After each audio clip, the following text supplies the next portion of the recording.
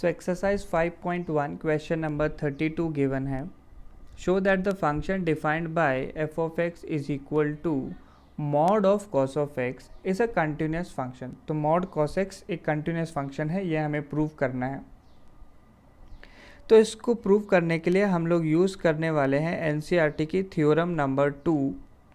तो theorem number 2 हमें क्या कहती है? Suppose f and g are two real valued functions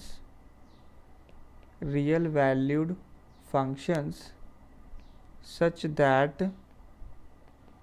GOF is defined. तो f और g ऐसे फंक्शन है कि उनका कंपोजिट फंक्शन GOF जो है डिफाइंड है. तो अगर ये है कंडीशन, उसके बाद if g is continuous, g जो है आपको कंटिन्यूस दिया हुआ है at x is equal to c, और बिल्कुल ऐसे ही f भी कंटिन्यूस दिया हुआ है at x is equal to c. f भी कंटिन्यूस है और g भी कंटिन्यूस है, दोनों कंटिन्यूस दिए हुए हैं at x is equal to c.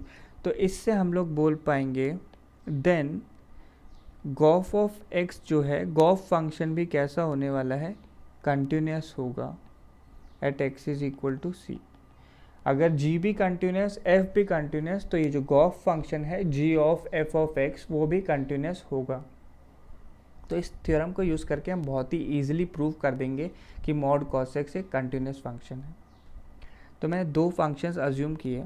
एक फंक्शन g ऑफ x लिया जो कि मॉड ऑफ x है, और एक फंक्शन कंसिडर किया h ऑफ x जिसकी वैल्यू हो गई cos x.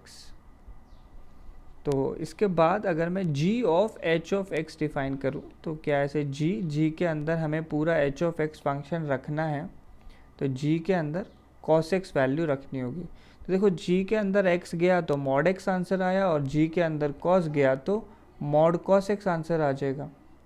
तो ये देखो आप लोग, जो f ऑफ x फंक्शन है वो भी mod cos x है और g ऑफ h भी mod cos x आ गया. अब इसके बाद अगर हम ऑब्ज़र्व करें कि mod x function g of x is equal to mod of x and h of x is equal to cos x, ये दोनों फंक्शंस जो हैं हर जगह कंटिन्यूस होते हैं. तो these functions are continuous everywhere. ठीक है, ये आपको पता होना चाहिए.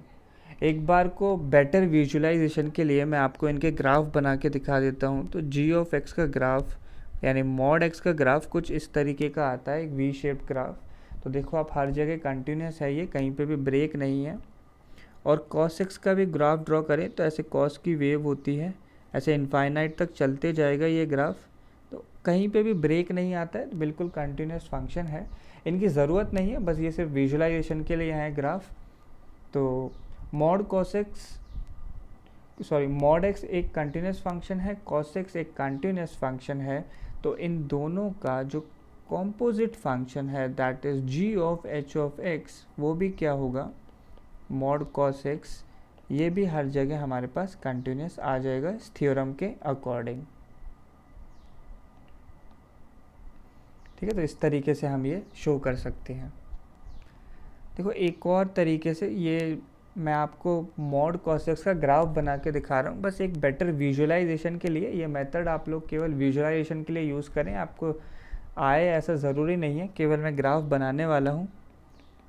f of x is equal to mod cos x function, इसका जो ग्राफ है, इसका ग्राफ बनाने के लिए देखो आपको क्या करना है. अब सिंपली सबसे पहले cos x का ग्राफ बनाओ. तो cos x का ग्राफ हमारे पास इस तरीके से होता है. इस ग्राफ में अब जो भी चीज़ x एक्सिस के नीचे है, यानी ये वाला लूप जो है x एक्सिस के नीचे है और ये वाला लूप भी x एक्सिस के नीचे है, इनका आप रिफ्लेक्शन ले लो अलोंग x एक्सिस. इनका रिफ्लेक्शन लेना है x एक्सिस में.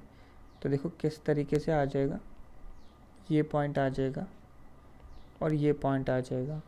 तो रिफ्लेक्शन क्यों लेना है? देखो इसलिए क्योंकि f ऑफ x को हमें पॉजिटिव बनाना है, यानी y की वैल्यू कभी भी नेगेटिव नहीं हो सकती, इसीलिए x एक्सिस के नीचे कोई भी पोर्शन नहीं आएगा.